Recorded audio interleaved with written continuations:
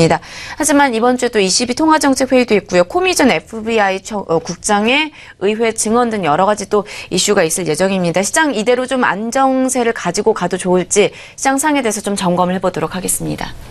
전 세계 증시도 미국 증시를 중심으로 해서 이른바 승승장구하는 초강세장, 사실은 급등하는 장세는 아니죠.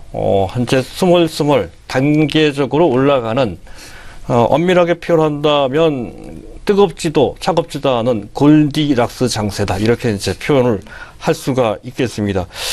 이렇게 승승장구하는 장세에서 사실은 잘 나갈 때일수록 조심해야 된다는 말이 있듯이 어느 정도 경계도 해야 된다는 건데요. 몇 가지 리스크를 간단하게 조명을 좀 해볼까 합니다. 사실 리스크를 크게 구분을 해야 됩니다.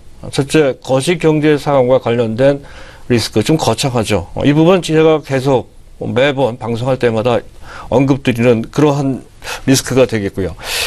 또 한 가지는 개별 위험입니다. 현재 이것은 비체계적 위험이라고 하죠. 현재 어느 정도 위험을 분산을 통해서 위험을 감소시키거나 완전 해소시킬 수 있는 교과서에 나오는 그런 위험이 되겠습니다. 개별 위험이 있습니다. 하지만 우리 시장에서 또 유난히 두드러지는 또 한 가지의 리스크가 있다는 거죠. 바로 시장 내지 판도와 관련된 리스크입니다.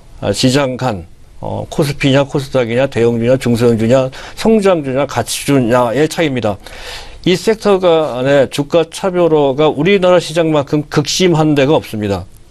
이것은 한국 시장에서 아주 유별나게 드러나는 시장 내지 판도와 관련된 리스크가 또 한 가지 있다는 것이죠. 이 세 가지 리스크로 봐야 된다는 건데, 앞에서 얘기했던 거시경제 관련 시장 전체와 관련된 리스크는 매번 제가 점검을 해드리고 있는 상황이다 하는 건데요. 최근 소시에트 제너럴 프랑스의 은행입니다. 에서 글로벌 리스크, 4대 리스크를 지목한 게 있어서 현재 제가 거론할까 합니다. 특별한 건 없는 것 같습니다. 일단 미국의 정책 불확실성, 트럼프 정책, 감세, 인프라 및 규제 완화입니다. 해서 지금 현 추동력이 약화되고 있다. 그와 관련돼서 또 트럼프는 정치 전체 상황을 보면 분열을 좀 조정하거나 분리주의, 불협화음을 만들 현재 위험 인물, 잠재 리스크가 좀 있는 그런 인물이죠. 근데 그런 부분이 좀 있습니다. 유럽 문제, 정치 문제 남아 있고요.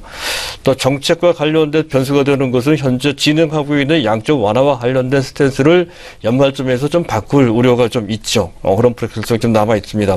또 중국과 관련돼서도 사실 상당히 복잡합니다. 어쨌든 소시에트 제너럴에서 얘기하는 것은 경착륙 우려가 있다 얘기하는데요. 기본적으로 보면 기업 부채, 그림자 금융, 자산 버블 문제, 그리고 구구 기업의 비효율성 문제가 좀 있다는 것이죠. 이런 문제가 잠재돼 있습니다. 물론 지금 당장 그 문제가 터질 것은 거의 아니라고 이제 판단이 됩니다. 어쨌든 그러한 위험이 잠재돼 있다는 건데요.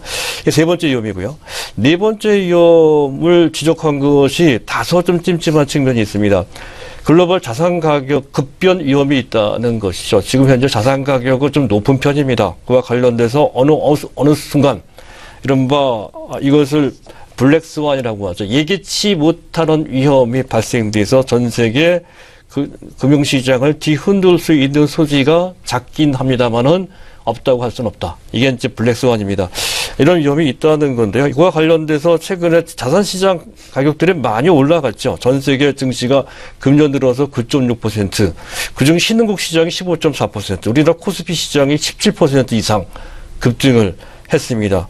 주식시장만 급등한 것이 아니죠. 부동산 가격도 많이 올라갔습니다. 우리나라 부동산 가격은 아무것도 아니죠.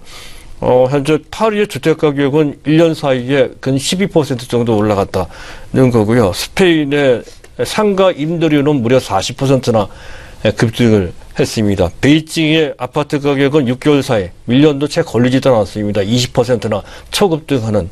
그래서 최근에 현재 규제책까지 내놓게 되는 그런 상황까지 전개될 정도로 부동산 가격이 최근 들어 더욱더 급등하는 그런 모습이 나타나고 있다는 것이 그 한 면이고요. 또 한 가지는 앞에서도 설명드렸었죠.